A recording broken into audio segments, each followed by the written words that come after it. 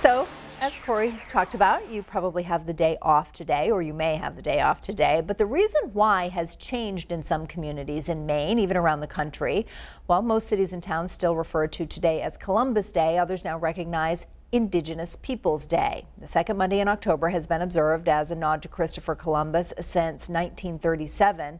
Over the past several years, though, Indigenous groups have rallied to change the day to reflect the contributions made by Native Americans. The subject is deeply personal to many, including members of the Penobscot Nation. For us, it's a healing process. So what's happening for all these people that are helping us to pass this Indigenous Peoples Day is it's helping us know that you're recognizing our pain and that you're helping us to move forward and to heal. But not everyone sees it that way. This move has been somewhat controversial, and that's where we'll bring Katie Bavoso into the discussion. She's in Portland this morning with more on that. Hi, Katie. Hi there, Sharon. Actually, 5 cities and towns in Maine will be celebrating Indigenous Peoples Day today over Columbus Day.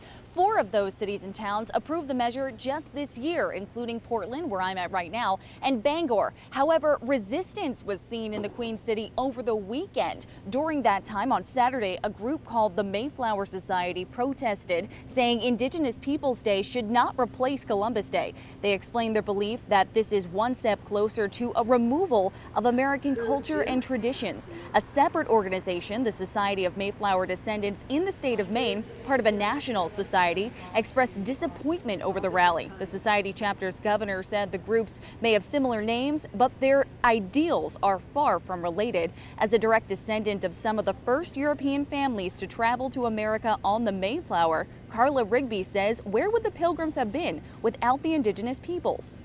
I think we have to remember the sacrifices that not only our Pilgrims and our Indigenous people made, but that so many people made to establish this incredibly wonderful, great nation of which we should all be very proud, standing together as one people. Now, this measure did not go over lightly in the city of Portland. There was resistance here, too. In fact, when the city council approved the measure in September, just a month ago, many people said they felt like it was a slap in the face to Italian Americans. But, Sharon, more than 20 states have communities in them that celebrate Indigenous Peoples Day instead of Columbus Day. Live in Portland for News Center, I'm Katie Bavoso. All right. Thank you, Katie.